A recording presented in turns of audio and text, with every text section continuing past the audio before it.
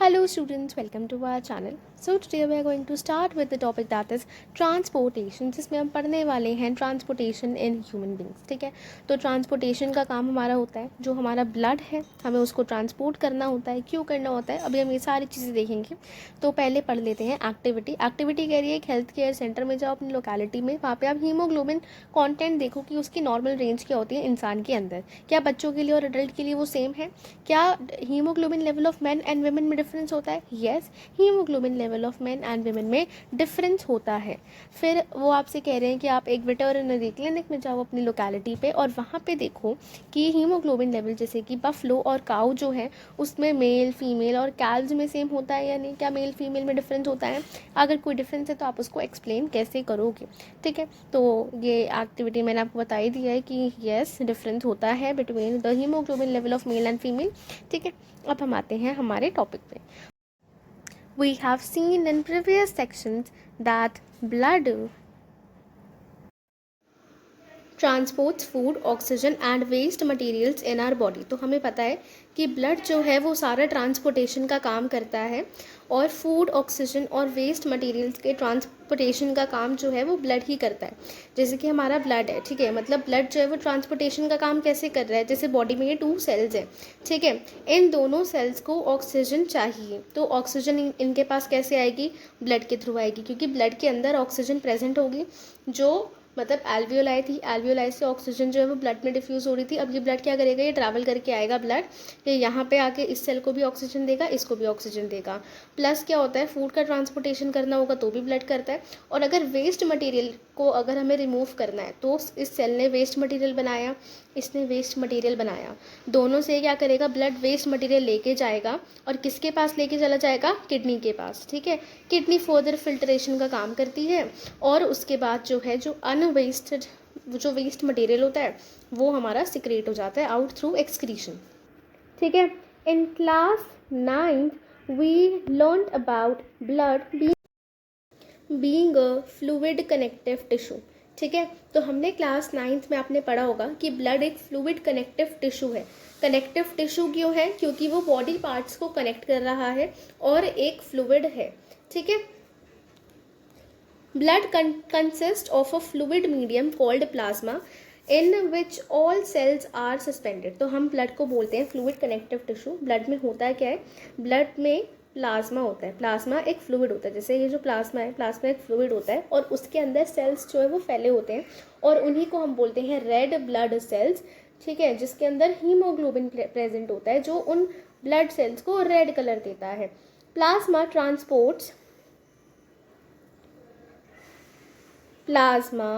transports food, carbon dioxide and nitrogen waste in dissolved form. तो plasma क्या करता है? खाने को, कार्बन डाइऑक्साइड को और जो नाइट्रोजनस वेस्ट एक सेल प्रोड्यूस करता है या बहुत सारे सेल्स प्रोड्यूस करते हैं उनको डिजॉल्व फॉर्म में ट्रांसपोर्ट करता है. डिजॉल्व का मतलब क्या है? प्लाज्मा क्योंकि लिक्विड है, फ्लूइड है, तो उसके अंदर वो घुल जाता है. जैसे चीनी पानी के अंदर घुल जाती है, नमक पानी के अंदर पूरा घुल जाता है, डिजॉल्व हो सकता है, वैसे ही ये सब फूड, कार्बन डाइऑक्साइड और नाइट्रोजनस वेस्ट जो है वो प्लाज्मा जो कि एक फ्लूइड है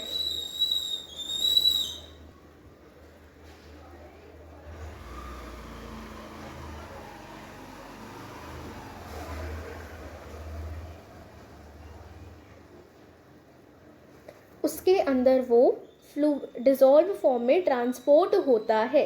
oxygen is carried by the red blood corpuscles. तो रेड ब्लड सेल्स को यहाँ पे रेड ब्लड कॉर्पसल्स बोला है. तो रेड ब्लड कॉर्पसल्स जो हैं ये ऑक्सीजन को कैरी करते हैं. We thus need a pumping organ to push blood around the body. तो इसीलिए क्योंकि ट्रांसपोर्टेशन का काम करना होता है तो हमें एक पंपिंग ऑर्गन चाहिए होता है जो ब्लड को पुश करे.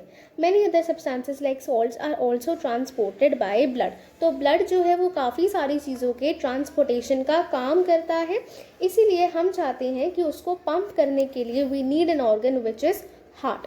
ठीक है, a network of tubes to reach all the tissues. हमें नेटवर्क ऑफ ट्यूब्स चाहिए जो सारे टिश्यूज़ तक, टिश्यू सिस्टम तक, ऑर्गन सिस्टम तक पहुंच सकें in place to ensure that this network can be repaired if damage. और ये नेटवर्क ऐसा होना चाहिए कि अगर कोई डैमेज हो जाए तो रिपेयर भी हो सके. Our pump the heart. तो हार्ट जो है ये हमारा पंपिंग ऑर्गन है जो ब्लड को पंप करता है to various parts of the body, to different parts of the body. फिर चाहे वो सेल्स हो, टिश्यूज़ हो, ऑर्गन सिस्टम हो, कोई भी ऑर्गन हो, सबको ट्रांसपोर्टेशन का काम जो है वो हार्ट ही करता है। और ट्रांसपोर्टेशन क्यों ज़रूरी है? क्योंकि जो ब्लड है उसके अंदर फूड होता है, ऑक्सीजन होती है और नाइट्रोजनस वेस्ट जो है वो रिसीव करता है उन सारे बॉडी ऑर्गन से, उन सारे पार्ट्स ऑफ बॉडी से। तो इस वजह से जो ब्लड है it is of immense important and heart is also of immense important, क्योंकि ब्लड को कोई धक्का दे के पहुँचाने के लिए चाहिए होता है। Our pump the heart. The heart is a muscular organ. Heart एक मस्क्यूलर ऑर्गन है, मतलब हार्ट हमारा एक तरह का मसल ही है, ठीक है। Which is as big as our fist. Fist क्या होती है? हमारी मुट्ठी। तो हमारी मुट्ठी जितना बड़ा जो है हमारा हार्ट होता है, ये हार्ट का स्ट्रक्चर है। कभी कोई आपको ऐसा दिल बना के दे देना तो समझ जाना ये दिल नहीं होता, ठीक है। अगर आप किसी को हार्ट बना के भेजना हो तो ये बना के भेजना, because this is the real structure of heart, ठीक है। Because both oxygen and carbon dioxide have to be transported by the blood, the heart has different chambers to prevent the oxygen-rich blood from mixing with the blood containing carbon dioxide. तो blood जो है ये oxygen और carbon dioxide दोनों का ही transportation करता है। कैसे करता है? एल्वियोलाई में जब लंग्स के थ्रू हमारी जो ऑक्सीजन आती है उसको ब्लड ही रिसीव करता है डिफ्यूजन के थ्रू और फिर बॉडी पार्ट तक लेकर जाता है। तो ब्लड क्या होता है? वो हमारा लंग्स से हार्ट के पास आता है, फिर हार्ट उसको पंप करके बॉडी पार्ट्स के पास भेज देता है। तो अब सारे बॉडी पार्ट्स के पास ऑक्सीजन पहुंच गई है, प्लस ऑक्सीजन पहुंच गई, फिर CO2 लेता है ब्लड, कहाँ से? सेल से, बॉडी पार्ट से, जहाँ पे वो ऑक्सीजन लेकर गया होता है, और फिर हार्ट के पास वापस आता है CO2 लेकर, और फिर यहाँ से जाता है लंग्स के पास प्योरीफाई होने के लिए, ठीक है। ये हम अभी आगे पढ़ेंगे। यहाँ पे ये जो डबल सर्कुलेशन वाला मैकेनिज्म है हम यहाँ पे इसे पढ़ेंगे, पर मैं आपको बता रही हूँ कि देखो ऑक्सीजन और कार्बन डाइऑक्साइड दोनों का ही ट्रांसपोर्टेशन ब्लड ही कराता है। तो हार्ट के पास अलग अलग चैम्बर्स होने चाहिए। चैम्बर्स मतलब अलग अलग जगहें होनी चाहिए जहाँ पे ऑक्सीजन रिच ब्लड हो और जहाँ पे कार्बन डाइऑक्साइड रिच ब्लड, मतलब कि कार्बन डाइऑक्साइड जिस ब्लड में प्रेजेंट है वो वाला ब्लड हो। क्यों? क्योंकि उससे क्या होता है? मिक्सिंग नहीं होगी। अगर मिक्सिंग हुई तो it would be deadly for us. क्यों डेडली हो जाएगा? क्योंकि हमारी बॉडी को ऑक्सीजन रिच ब्लड चाहिए होता है ताकि सारे बॉडी पार्ट्स को ऑक्सीजन मिल सके। अगर दोनों ही ब्लड एक दूसरे में मिक्स हो जाएगी, और हमारी बॉडी का सिस्टम ऐसा नहीं है कि हम लोग मिक्सिंग को सर्वाइव कर पाए, बॉडी को ऑक्सीजन नहीं मिलेगा, ठीक है ना, बॉडी से CO2 ढंग से रिमूव हो पाएगा, so it will lead to a disaster. The carbon dioxide rich blood has to reach the lungs for the carbon dioxide to be removed. तो जो ब्लड जिसके अंदर कार्बन डाइऑक्साइड प्रेजेंट होती है उसको लंग्स के पास हमें पहुंचाना होता है ताकि कार्बन डाइऑक्साइड जो है वो रिमूव हो पाए, वो हट पाए। And the oxygenated blood from the lungs has to be brought back to the heart. और जो ऑक्सीजनेटेड ब्लड है, देखो बेटा हमारे पास हमारा जो ब्लड होता है ना वो दो तरीके का होता है। एक होता है डीऑक्सीजनेटेड ब्लड जो है उसके अंदर कार्बन डाइऑक्साइड प्रेजेंट होती है और वो कार्बन डाइऑक्साइड रिच ब्लड होता है, ठीक है। इसी को हम बोलते हैं डीऑक्सीजनेटेड ब्लड। और ये ब्लड जो है ये हमारा ब्लू कलर से NCERT के अंदर रिप्रेजेंट हुआ है, ठीक है। उसके बाद हमारा जो ब्लड है वो होता है एक ऑक्सीजनेटेड ब्लड।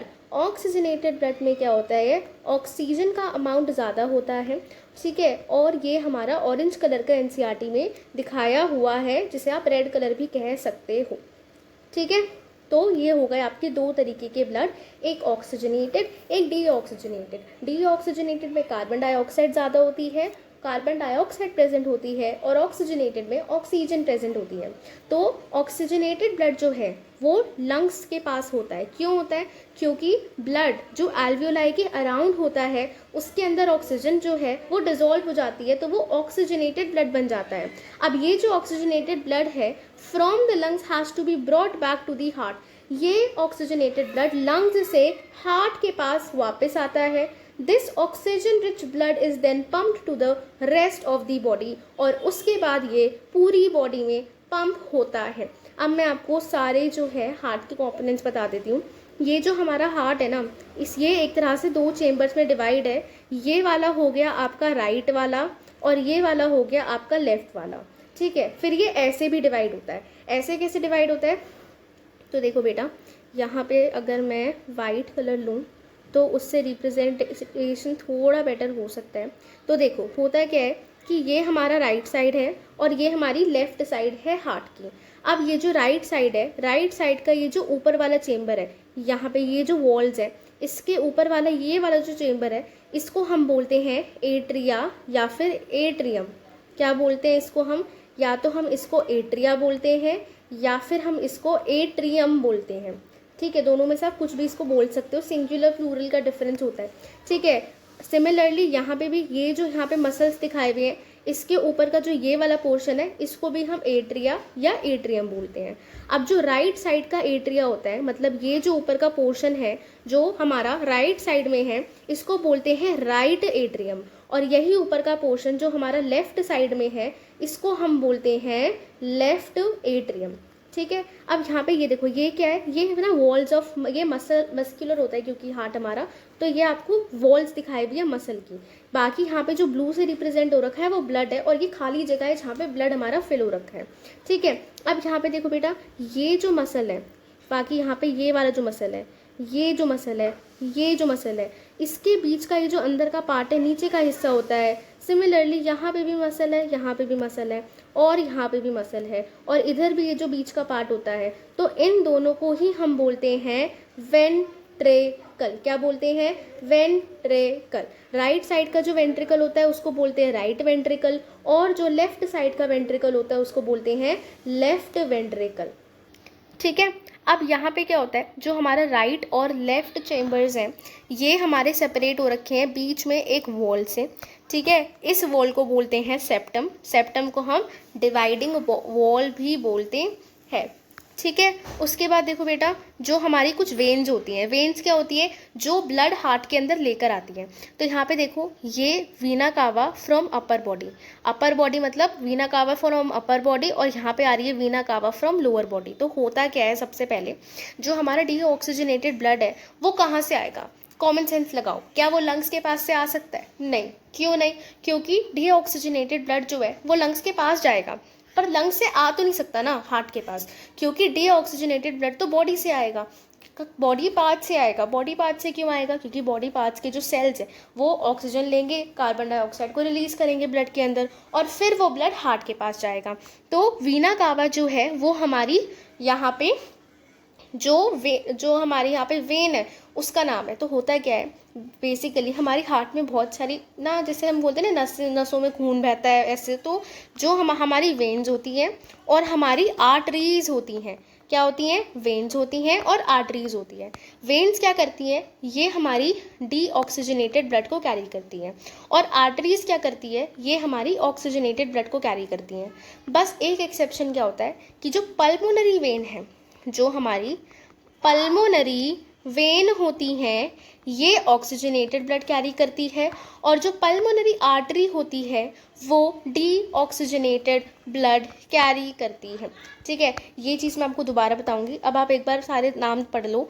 ये वीना कावा है जो अपर बॉडी से हमारा ब्लड लेकर आ रही है, ये वीना कावा है जो लोअर बॉडी से ब्लड लेकर आ रही है। कहाँ पे लेकर आ रही है? राइट एट्रियम में लेकर आ रही है। उसके बाद ब्लड जाता है राइट वेंट्रिकल में, राइट वेंट्रिकल से ये पल्मोनरी आर्टरी से बाहर निकलता है, और उसके पास ये पहुंच जाता है लंग्स में। लंग्स में क्या होता है? प्योरिफिकेशन होता है, कार्बन डाइऑक्साइड जो है वो बाहर निकल जाती है, और ब्लड ऑक्सीजनेटेड बन जाता है, ऑक्सीजन जो है वो ऐड हो जाता है। अब ये जो ऑक्सीजनेटेड ब्लड है ये लंग्स से हमारा हार्ट के पास जाएगा। ठीक है, और हार्ट में कौन सी आर्टरी में एंटर करेगा? तो आर्टरी में नहीं, वेन में एंटर करता है, पल्मोनरी वेन। पल्मोनरी वेन से ब्लड आएगा लेफ्ट एट्रियम में, लेफ्ट एट्रियम से जाएगा लेफ्ट वेंट्रिकल में, और लेफ्ट वेंट्रिकल से अयोटा के पास जाएगा, और अयोटा से ये सारे बॉडी पार्ट्स के पास चला जाएगा। क्या चला जाएगा? Oxygenated blood. ठीक है, अब यहाँ पे देखो, आपको थोड़ी कन्फ्यूजन हो रही होगी डायग्राम से। मैं आपको एक और डायग्राम दिखाती हूँ, उसकी रिप्रेजेंटेशन और फिर से बताती हूँ। उससे पहले आप एक चीज़ समझो कि हमारी एक होती हैं आर्टरीज, एक होती हैं आर्टरीज, ठीक है, और एक होती है वेन्स। क्या होती हैं? वेन्स। दोनों ही ब्लड कैरी करती है, लेकिन वेन्स हमारा डीऑक्सीजनेटेड ब्लड कैरी करती है। कौन सा ब्लड कैरी करती है? Deoxygenated blood. डीऑक्सीजनेटेड ब्लड कौन सा होता है? जिसमें ऑक्सीजन नहीं होती, कार्बन डाइऑक्साइड का अमाउंट ज़्यादा क्वांटिटी में प्रेजेंट होता है, ठीक है। और जो हमारी आर्टरीज हैं ये कैरी करती हैं ऑक्सीजनेटेड ब्लड। कौन सा ब्लड? Oxygenated blood. अब ये जो ऑक्सीजनेटेड ब्लड है ना, ये हमारा ऑक्सीजन रिच होता है, मतलब ऑक्सीजन की क्वांटिटी इस ब्लड के अंदर ज़्यादा प्रेजेंट होती है। अब इसमें हमारा एक एक्सेप्शन आता है। एक्सेप्शन ये होता है कि जब हमारा हार्ट के केस में अगर हम देखें, अगर हम दिल के केस में देखें, तो हमारी एक होती है पल्मोनरी आर्टरी। क्या होती है? Pulmonary artery. देखो बेटा, आर्टरीज बहुत सारी होती है, ठीक है, लेकिन जो लंग्स और हार्ट से कनेक्ट, जो लंग्स से आर्टरी कनेक्टेड है ना, उसको हम पल्मोनरी आर्टरी बोलते हैं, ठीक है। और जो वेन हमारी लंग्स से कनेक्टेड है, जो वेन हमारी लंग्स तक लेकर जा रही है, किसको? डीऑक्सीजनेटेड ब्लड को, उसको, तो इसीलिए हमारा पल्मोनरी वर्ड आ जाता है दोनों आर्टरी और वेन के लिए। पल्मोनरी वर्ड जो है वो हमारा लंग्स से रिलेटेड होता है, ठीक है। तो पल्मोनरी आर्टरी और एक होती है पल्मोनरी वेन। तो ऐसे आर्टरीज और वेन जो हम बोल रहे हैं ये कॉमन वर्ड है, लेकिन स्पेसिफिकली जो लंग्स के लिए हम आर्टरी और वेन की बात करते हैं उसको हम पल्मोनरी आर्टरी और पल्मोनरी वेन बोलते हैं। अब एक्सेप्शन ये होता है कि जनरली जो आर्टरीज है ये ऑक्सीजनेटेड ब्लड कैरी करती है, लेकिन जो हमारी पल्मोनरी आर्टरी होती है ये हमारी डीऑक्सीजनेटेड ब्लड कैरी करती है। कौन सा ब्लड कैरी करती है? डीऑक्सीजनेटेड ब्लड, मतलब कि ऐसा ब्लड जिसमें कार्बन डाइऑक्साइड का अमाउंट ज़्यादा प्रेजेंट होता है। सिमिलरली जो हमारी वेन्स होती हैं वो पूरी बॉडी में जहाँ पे भी प्रेजेंट है डीऑक्सीजनेटेड ब्लड ही कैरी करती है, लेकिन पल्मोनरी वेन एक ऐसी वेन है जो हमारी ऑक्सीजनेटेड ब्लड को कैरी करती है, यानी कि ऑक्सीजन रिच ब्लड को कैरी करती है, ठीक है। I hope you understand this. Arteries oxygenated blood carry करती हैं, वेन्स डीऑक्सीजनेटेड ब्लड कैरी करती हैं। अब जो पल्मोनरी आर्टरी है, लेकिन एक्सेप्शन यही होता है, pulmonary artery deoxygenated blood carry करती है और पल्मोनरी वेन ऑक्सीजनेटेड ब्लड को कैरी करती है। अब हम दोबारा रीड करेंगे, ठीक है। Our pump the heart. The heart is a muscular organ which is as big as our fist. तो हमारी मुट्ठी जितना जो है हार्ट का साइज़ होता है।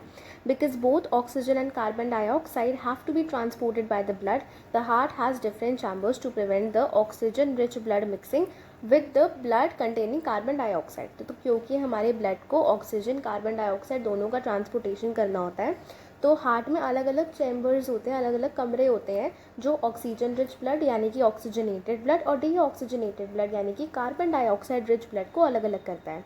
The carbon dioxide rich blood has to reach the lungs for the carbon dioxide to be remove. तो कार्बन डाइऑक्साइड को रिमूव करने के लिए जो है ब्लड को मतलब लंग्स के पास लेके जाया जाता है ब्लड को फिल्ट्रेशन के लिए। And the oxygenated blood from the lungs has to be brought back to the heart.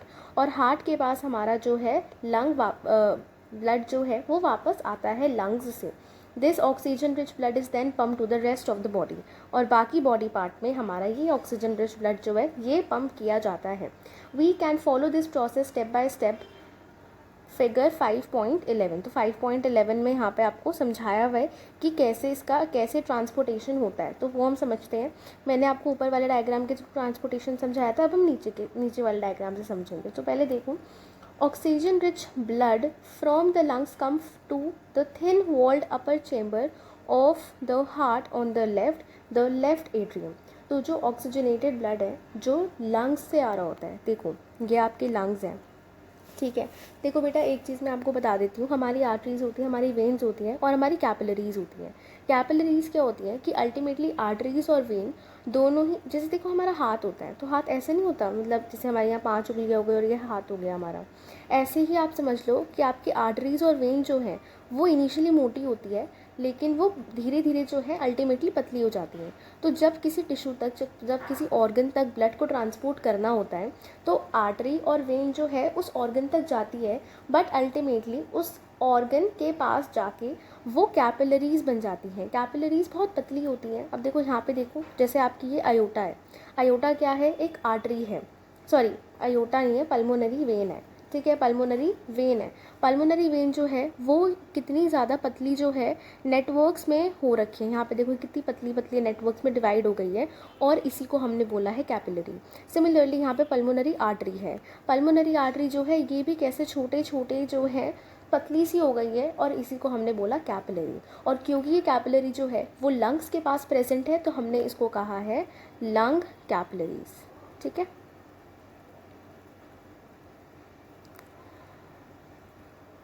Now यहाँ पे अगर हम देखें तो इधर जैसे कोई बॉडी ऑर्गन है, तो किसी बॉडी ऑर्गन के पास जो हमारी आर्टरी और वेन गई है वो भी अल्टीमेटली कैपिलरीज में टर्मिनेट होती है। तो capillaries in body organs apart from the lungs, तो लंग्स के अलावा भी जो कैपिलरीज है वो भी मैंशनड है, राइट। ठीक है, द लेफ्ट एट्रियम, तो होता क्या है कि जो ऑक्सीजन रिच ब्लड है वो हमारा लंग्स से आता है, तो लंग्स की जो कैपिलरीज हैं, ठीक है, यहाँ पे हुआ एक्सचेंज ऑफ गैसेस, और उसके बाद जो है हमारा blood pulmonary vein from lungs, ठीक है, पल्मोनरी वेन जो लंग्स से आ रही होती है उसमें आता है, और उसके बाद लेफ्ट एट्रियम में एंट्री करता है। ठीक है, लेफ्ट एट्रियम में एंट्री करता है। The left atrium relaxes when it is collecting the blood, तो लेफ्ट एट्रियम जो है वो रिलैक्स हो जाता है, उसमें आराम से ब्लड जो है वो फिल हो रहा होता है। इट देन कॉन्ट्रैक्ट, अब कॉन्ट्रैक्ट में क्या होता है ना कि साइज़ जो है वो लेफ्ट एट्रियम का छोटा होता है। अब देखो कॉमन सी बात है, ब्लड अगर यहाँ पे आ रहा है, ठीक है, उसके बाद ब्लड को हमें नीचे भेजना है लेफ्ट वेंट्रिकल में।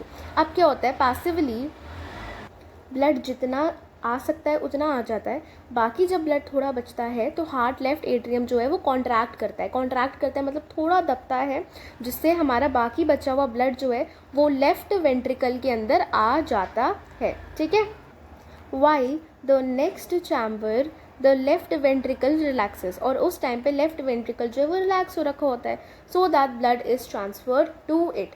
When the muscular left ventricle contracts in turn the blood is pumped out of the body. अब होता क्या है कि जैसे ही हमारा लेफ्ट वेंट्रिकल कॉन्ट्रैक्ट करता है, मतलब कॉन्ट्रैक्ट करता है, छोटा होता है, तो ब्लड हमारी बॉडी से बाहर जाता है। बॉडी से बाहर का मतलब क्या है कि यहाँ पे कहा गया है कि ब्लड हार्ट से बाहर चला जाता है अयोटा के थ्रू, और जो बॉडी है उसके पास जाता है। बॉडी के पास मतलब बॉडी पार्ट्स के पास जाता है अलग अलग, जहाँ पे ब्लड की रिक्वायरमेंट होती है ऑक्सीजनेटेड ब्लड की।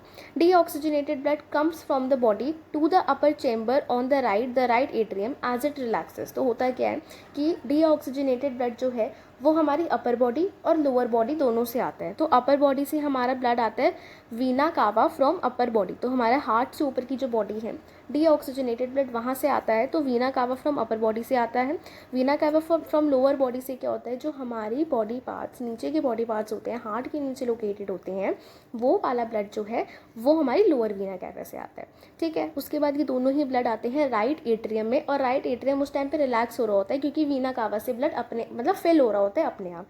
अब उसके बाद क्या होता है, राइट एट्रियम से राइट वेंट्रिकल में ब्लड को ट्रांसपोर्ट करना होता है। तो जैसे लेफ्ट एट्रियम से लेफ्ट वेंट्रिकल में ब्लड जा रहा था, तो उस केस में क्या था, एट्रियम में पहले तो लेफ्ट एट्रियम रिलैक्स होता है, ब्लड अपने आप ही जैसे ये देखो ये ना वैल्व्स होते हैं, यहाँ पे वैल्व्स होते हैं, ये ऐसे खुला ही नहीं रहता, ये बंद होता है, फिर ये बाद में खुल जाते हैं डिपेंडिंग अपॉन कि लेफ्ट एट्रियम भर जाए। उसके बाद लेफ्ट वेंट्रिकल में ब्लड जा रहा होता है, तो लेफ्ट वेंट्रिकल में ब्लड जो है वो आता है, और उसके बाद जो है जब लेफ्ट एट्रियम में बाकी थोड़ा बहुत जितना भी ब्लड बच जाता है वो लेफ्ट वेंट्रिकल में चला जाए, उसके लिए कॉन्ट्रैक्ट करना पड़ता है एट्रियम को।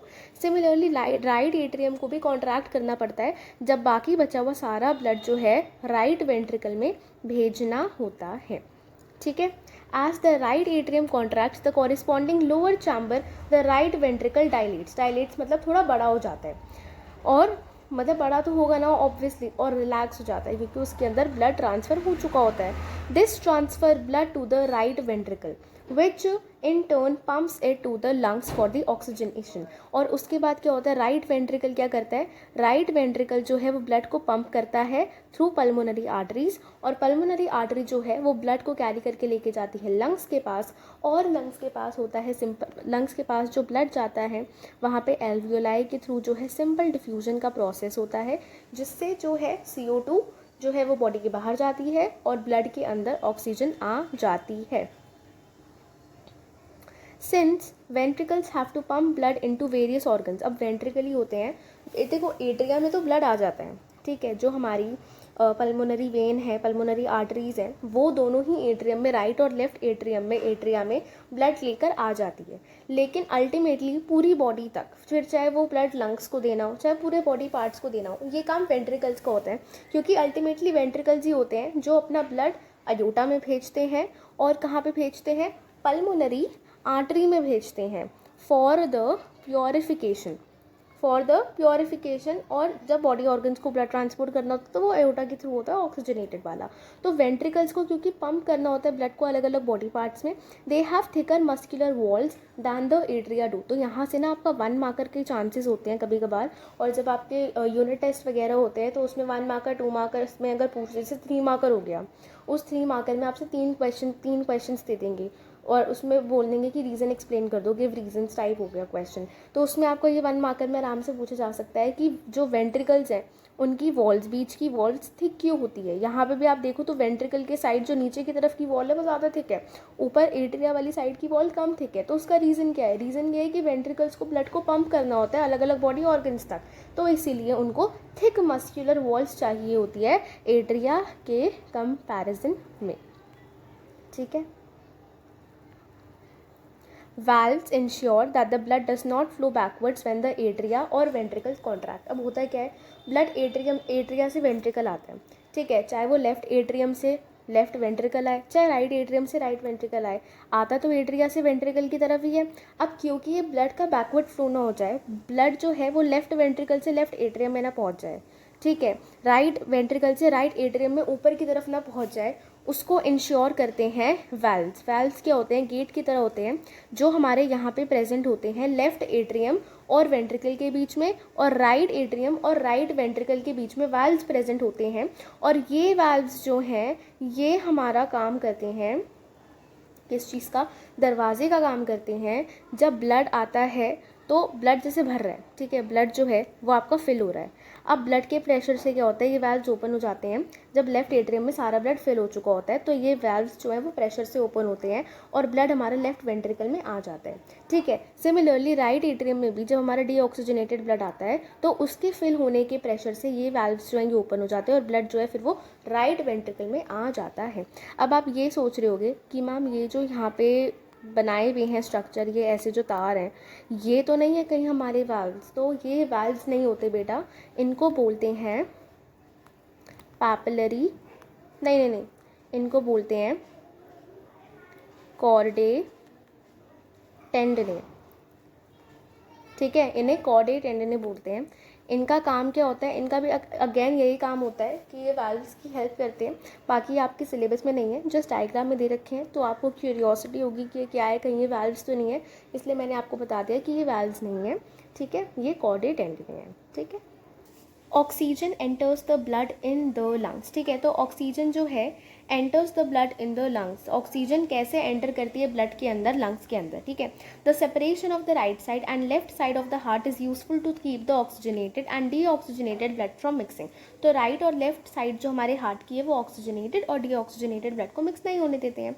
सच separation allows highly efficient supply of oxygen to the body. इससे क्या होता है, ब्लड के अंदर एक टाइम पे हमारी सिर्फ और सिर्फ ऑक्सीजन ही डिसॉल्व होती है, जिसके कारण से ऑक्सीजन हाई क्वांटिटी में जो है ब्लड के अंदर डिसॉल्व हो पाती है, दिस और हाईली एफिशिएंसी के साथ। This is useful in animals that have high energy needs. अब होता है क्या है बेटा, कुछ एनिमल्स ऐसे होते हैं जैसे हम मैमल्स हैं, ठीक है, और बर्ड्स हैं, बर्ड्स हो गई, मैमल्स हो गई, तो हमारी एनर्जी रिक्वायरमेंट्स ज़्यादा होती है, हमारी एनर्जी रिक्वायरमेंट ज़्यादा होती है, तो हमारी बॉडी को ज़्यादा ऑक्सीजन चाहिए होती है, ज़्यादा ऑक्सीजन चाहिए होती है, तो हमारा हार्ट जो है वो मिक्सिंग नहीं होने देता ऑक्सीजनेटेड और डीऑक्सीजनेटेड ब्लड की। वहीं दूसरी तरफ जो एम्फीबियंस होते हैं और रेप्टाइल्स होते हैं, इनकी ज़्यादा हाई एनर्जी रिक्वायरमेंट्स नहीं होती है, और अगर इनका ऑक्सीजनेटेड और डीऑक्सीजनेटेड ब्लड मिक्स हो जाए तो इनको कोई प्रॉब्लम नहीं आती।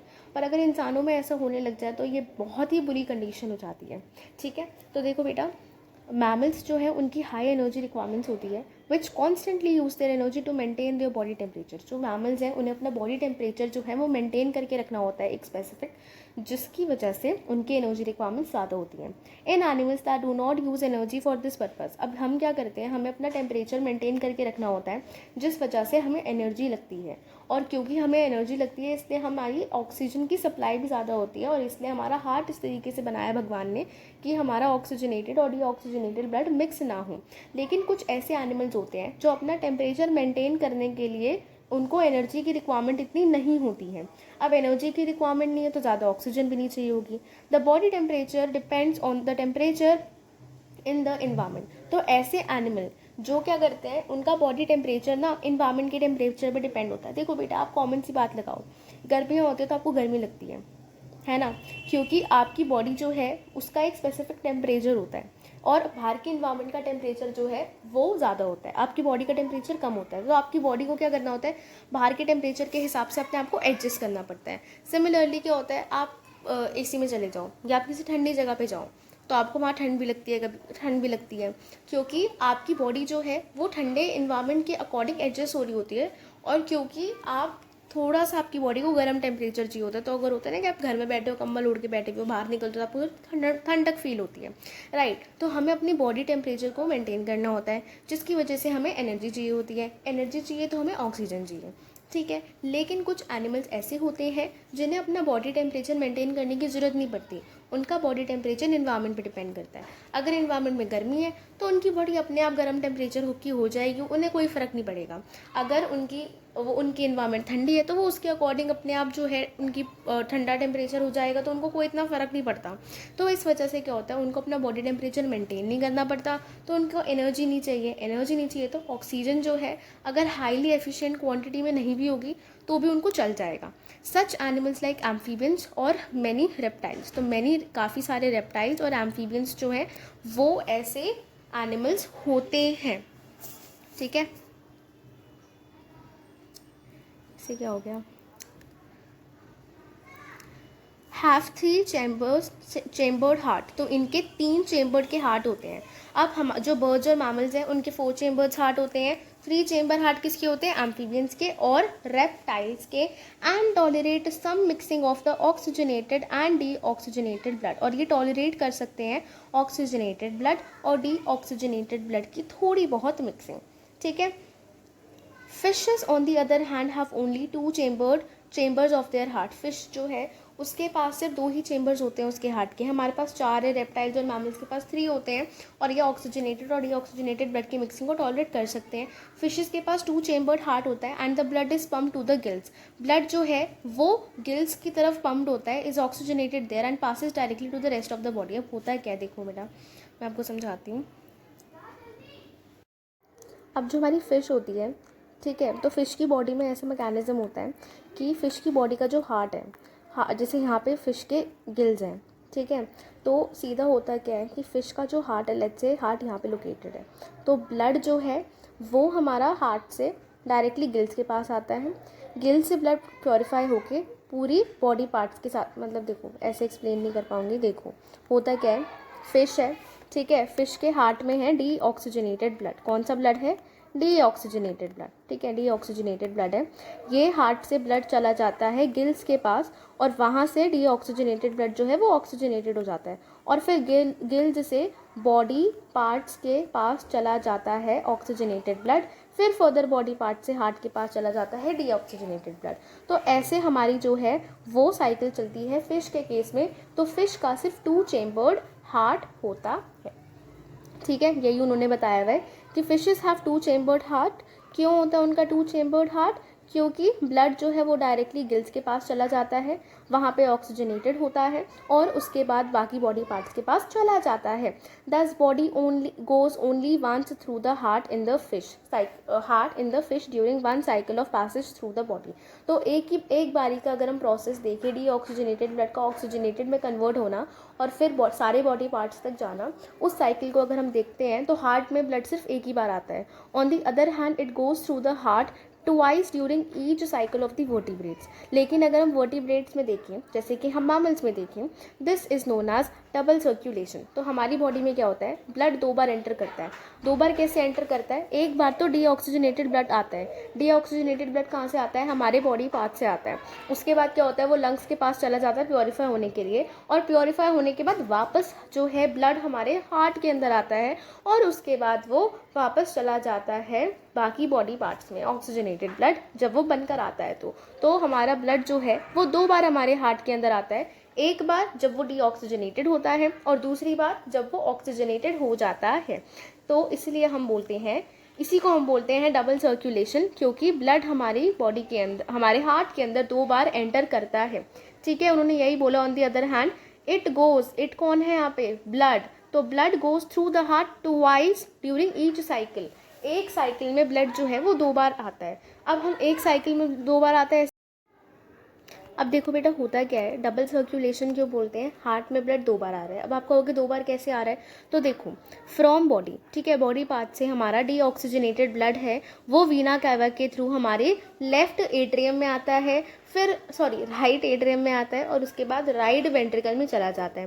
राइट वेंट्रिकल में जाने के बाद पल्मोनरी आर्टरी है जो हमारे डीऑक्सीजनेटेड ब्लड को लंग्स के पास लेके जाती है। वहाँ पे लंग्स जो है, वहाँ पे जो है प्योरिफिकेशन होती है ब्लड की, डीऑक्सीजनेटेड ब्लड से ब्लड ऑक्सीजनेटेड हो जाता है, राइट। अब ये ऑक्सीजनेटेड ब्लड जो है वो पल्मोनरी वेन में एंटर करता है, जो कि लंग्स से आ रही होती है, और हमारे ब्लड को कहाँ पे लेके चला जाता है, लेफ्ट एट्रियम में। लेफ्ट एट्रियम के बाद ब्लड जाता है लेफ्ट वेंट्रिकल में, और लेफ्ट वेंट्रिकल से ब्लड हमारा अयोटा में जाता है, और अयोटा से सारे बॉडी पार्ट्स तक जाता है। तो आपने बॉडी के जो पार्ट्स थे, बॉडी के जो अलग अलग ऑर्गन्स थे, वहाँ से आपने क्या उठाया था, डीऑक्सीजनेटेड ब्लड लिया था, वापस क्या किया है, ऑक्सीजनेटेड ब्लड किया है। तो ये पूरी एक साइकिल हो गई, ब्लड लिया बॉडी से, बॉडी को ब्लड दिया, ठीक है। तो इस साइकिल में हम अगर हार्ट को देखें तो हार्ट ने ट्रांसपोर्टेशन का काम किया, वो बॉडी पार्ट से ब्लड को लंग्स की तरफ लेके गया, लंग्स से ब्लड को बॉडी पार्ट्स की तरफ लेकर आया, और इस साइकिल के अंदर हार्ट के अंदर ब्लड 2 बार एंटर करता है। एक बार डीऑक्सीजनेटेड ब्लड के फॉर्म में जब वो वीना केवा से राइट एट्रियम में एंटर करता है, और दूसरी बार पल्मोनरी वेन से, जो कि लंग से जब ब्लड आ रहा होता है तब एंटर करता है, किस फॉर्म में, ऑक्सीजनेटेड ब्लड के फॉर्म में लेफ्ट एट्रियम में एंटर करता है, ठीक है। अब ब्लड प्रेशर समझते हैं। ब्लड प्रेशर होता क्या है, the force that blood exerts against the wall of a vessel. तो हमारी जो आर्टरीज और वेन्स है उसको हमने बोलते हैं, वैसे तो हम जब भी ब्लड प्रेशर मेजर करते हैं तो हम ब्लड प्रेशर हमारे उसका मेजर करते हैं, क्या आर्टरीज का, ठीक है, जनरली आर्टरीज का मेजर किया जाता है ब्लड प्रेशर। तो the force that blood exerts against the wall of a vessel. तो जो वॉल ऑफ अ वेसल है, वेसल क्या होता है, एक तरह से एक ग्लास समझ लो आप। तो अगर हम, या एक पाइप समझ लो, तो जैसे हमारी बॉडी में आर्टरीज होती है, तो आर्टरीज की वॉल्स पे ब्लड कितना प्रेशर एक्सर्ट करता है उसको हम बोलते हैं blood pressure. This pressure is much greater in arteries than in veins. Veins में ब्लड प्रेशर बहुत कम होता है, आर्टरीज में ब्लड का प्रेशर ज़्यादा होता है, जैसा मैंने आपको बताया था।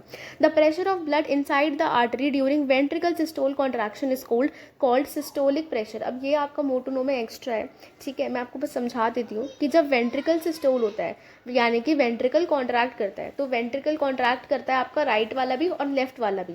तो जब वो कॉन्ट्रैक्ट करता है तो जो प्रेशर वो एक्सर्ट करता है उसको हम सिस्टोलिक प्रेशर बोलते हैं। The pressure in artery during ventricle diastole is called diastolic pressure. और आर्टरी में प्रेशर जब वेंट्रिकल सिस्टोल करता है, डायस्टोल करता है, डायस्टोल मतलब वेंट्रिकल जब रिलैक्स फॉर्म में होता है, उस केस में जो आर्टरी में प्रेशर होता है उसको हम डायस्टोलिक प्रेशर बोलते हैं। The normal systolic pressure is 120 mmHg and diastolic pressure is 80 mmHg। तो हमारा ये mmHg जो है ये एक तरह से यूनिट है, जैसे kg होती है, मीटर्स होती है, ऐसे 120 मिलीमीटर ऑफ Hg जो है ये Hg इज मरकरी, ठीक है। तो ये एक यूनिट है जो कि सिस्टोलिक प्रेशर की होती है 120 mmHg, डायस्टोलिक प्रेशर की होती है 80 mmHg, ठीक है।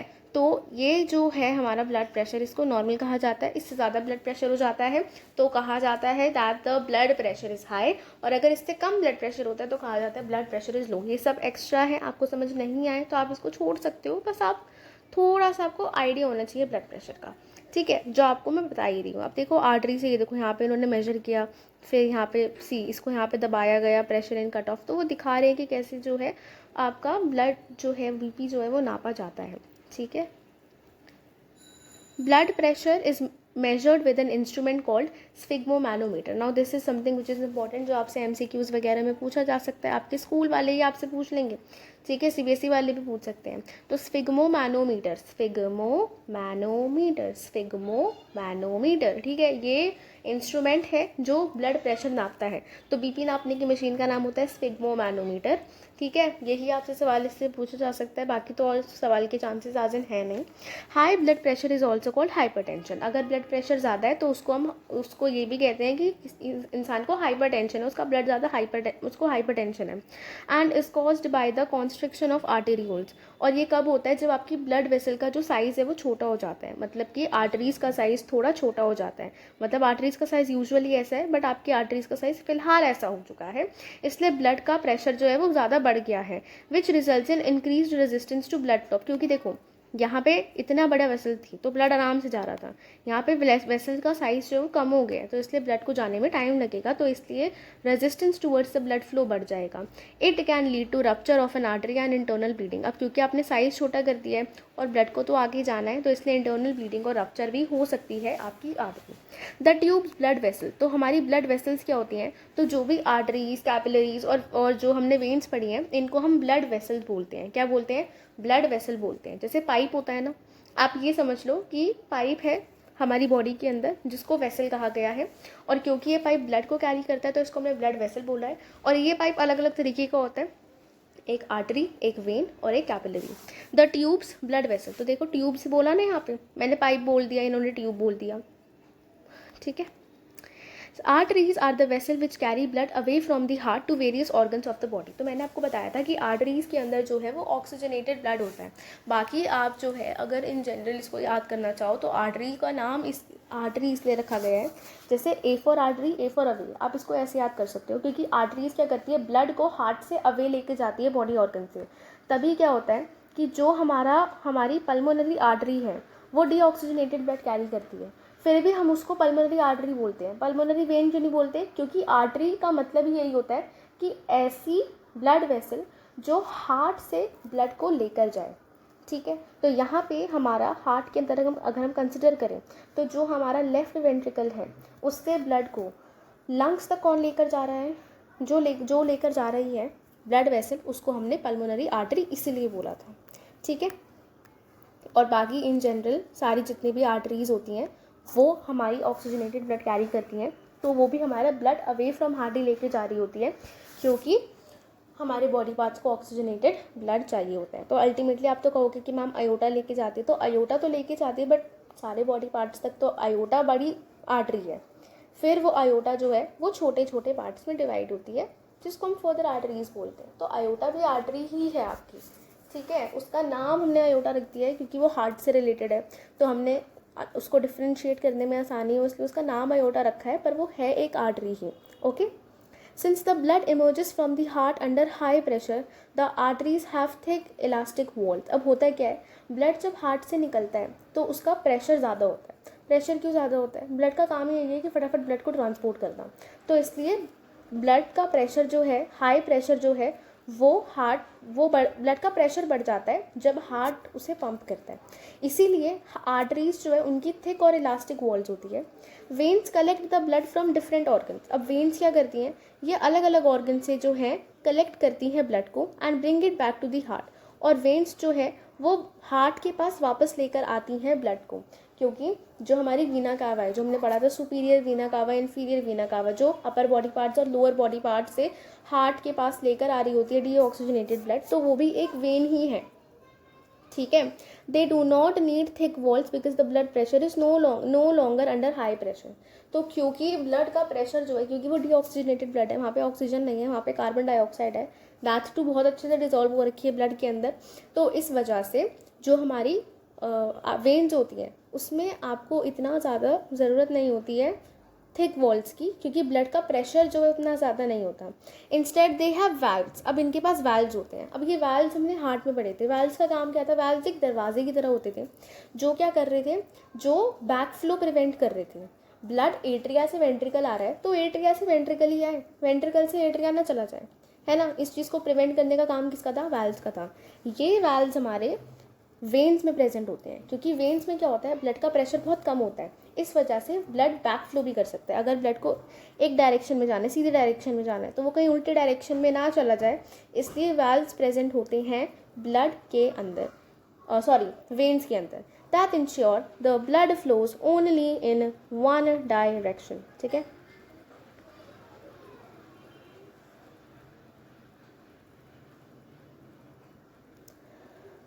On reaching an organ or tissue, the artery divides into smaller and smaller vessel. अब होता है क्या है, किसी ऑर्गन या किसी टिश्यू के पास आर्टरी जब पहुंचती है तो वो छोटे छोटे वेसल्स में कन्वर्ट हो जाती है to bring the blood in contact with all the individual cells. तो उस टिश्यू के, उस ऑर्गन के जितने भी सेल्स हैं उससे डायरेक्ट कॉन्टैक्ट बना सके, इसलिए आर्टरीज जो है वो छोटे छोटे में डिवाइड हो जाती है. The smallest vessel have walls which are 1 cell thick and are called capillary.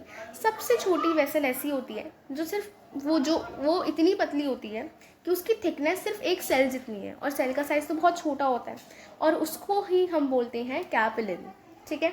Exchange of material between blood and surrounding sale tax place across this thin wall. ये जो पतली सी दीवार बनी है कैपिलरी की, इसी के अक्रॉस क्या होता है, ब्लड और सराउंडिंग मटेरियल में एक्सचेंज होता है. ठीक है. अगर ब्लड के अंदर हमें टिश्यू से कोई ऑक्सीजन और CO2 के अलावा भी कोई और सब्सटेंस लेना है तो वो भी हमारा कैपिलरी के थ्रू ही एक्सचेंज होता है. The capillary then join together to form vein that convey the blood away from the organ और टिश्यू. और ये कैपिलरी क्या करती है, ये आगे वेन को ज्वाइन कर रही होती है. देखो आपको ये चीज़ यहाँ पे अच्छे से दिखाई दे रही होगी कि देखो आर्टरी यहाँ पे आ रही है, अयोटा से आर्टरी जो है वो आ रही है, फिर कैपिलरीज जो है वो हमारी पतली पतली डिवाइड हो जाती है, और फर्दर ये कैपिलरीज फिर वेन को ज्वाइन कर रही हैं, वेन को ज्वाइन कर रही हैं. ठीक है. Now maintenance by platelets. What happens if this system of tubes develops a leak? अब होता क्या है, मतलब अगर क्या हो जाए कि अगर हमारा ये जो सिस्टम है ट्यूब्स का ये रप्चर हो जाए, मतलब कोई आर्टरी कोई वेन है वो रप्चर हो जाए तो क्या होगा. Think about situation when we are injured and start bleeding. ये बिल्कुल ही सिचुएशन वैसे ही कि हमें कोई कट लगा और खून निकलने लग गया. देखो बेटा, खून निकलने का मतलब ही यही है कि आपकी आर्टरी डैमेज हुई है, क्योंकि अगर आपकी वेन डैमेज होगी तो आपका ब्लड रेड नहीं निकलेगा. आपकी आर्टरी डैमेज होगी तभी आपका ब्लड रेड निकलेगा, क्योंकि वो ऑक्सीजनेटेड ब्लड है. ठीक है. तो ऐसे केस में क्या होगा, और वेन्स जो है वो हमारी बॉडी में बहुत डीपली सीटेड होती है. ठीक है. तो अगर वो भी रप्चर हो जाती है तो उसका भी रिपेयरिंग का काम कैसे होगा. Naturally the loss of blood from the system has to be minimized. अब नेचुरली भी देखा जाए तो नहीं चाहेगी हमारी बॉडी कि हमारी बॉडी से खून निकले. ठीक है. वो खुद चाहेंगे कि नहीं यार, ब्लड के लॉस को मिनिमाइज करो.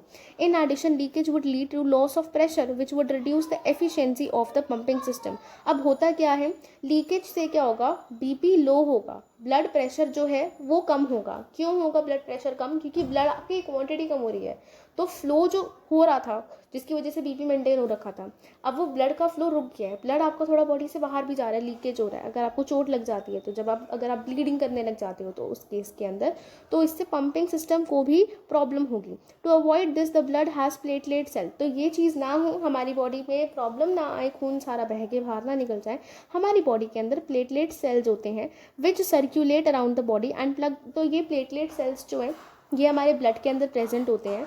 ब्लड जैसे जहाँ जहाँ घूमता है, प्लेटलेट सेल्स भी ब्लड के साथ वहाँ वहाँ घूमते हैं.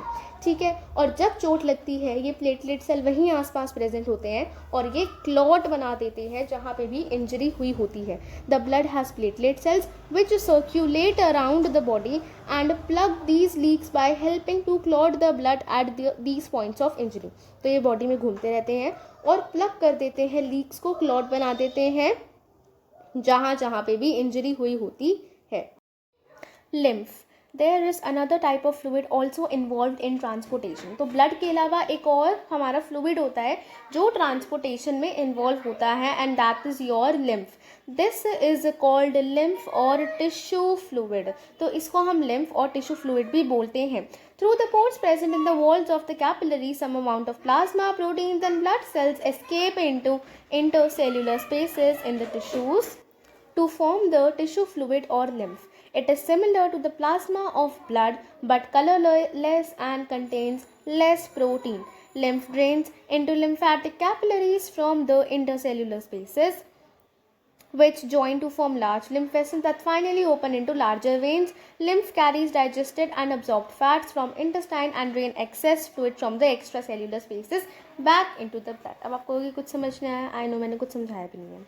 देखो बेटा, होता क्या है, लिम्फ हमारा जो ब्लड होता है, ब्लड के अंदर जो है सिर्फ हीमोग्लोबिन ही नहीं होता, ब्लड के अंदर प्लाज्मा होते हैं, ब्लड के अंदर प्रोटीन्स होते हैं, ब्लड के अंदर ब्लड सेल्स होते हैं. ब्लड सेल्स में हमारे पास रेड ब्लड सेल्स भी होते हैं, हमारे पास वाइट ब्लड सेल्स भी होते हैं, और हमारे पास प्लेटलेट्स भी होती हैं. तो ब्लड सेल्स भी काफ़ी तरीके के होते हैं, और भी काफ़ी सारे प्रोटीन्स होते हैं, जैसे कि एल्ब्यूमिन्स हो गए, ठीक है, जो अभी आपके लोग ये सिलेबस में नहीं है, राइट. तो लेकिन ये प्रोटीन्स जो है ये हमारे ब्लड के अंदर प्रेजेंट होते हैं. अब होता क्या है कि जो हमारी कैपिलरीज है, जैसे ये कैपिलरी हमने यहाँ पे देखी, तो होता ये है कि जो हमारी कैपिलरीज है उसके अराउंड मानो कि आपका ये एक टिश्यू है, ठीक है. अब होता क्या है कि जब हमारा ब्लड जो है वो यहाँ से यहाँ तक जाता है, जो ब्लड ऑक्सीजनेटेड होता है, तो यहाँ पे ऑक्सीजन का एक्सचेंज हुआ. ऑक्सीजन के एक्सचेंज के साथ साथ क्या होता है, कभी कभार थोड़ा सा प्लाज्मा, थोड़ा सा प्रोटीन, थोड़ा से जो है हमारे ब्लड सेल्स, जो वाइट ब्लड सेल्स होते हैं, वो हमारे इन कैपिलरीज के थ्रू छन जाते हैं,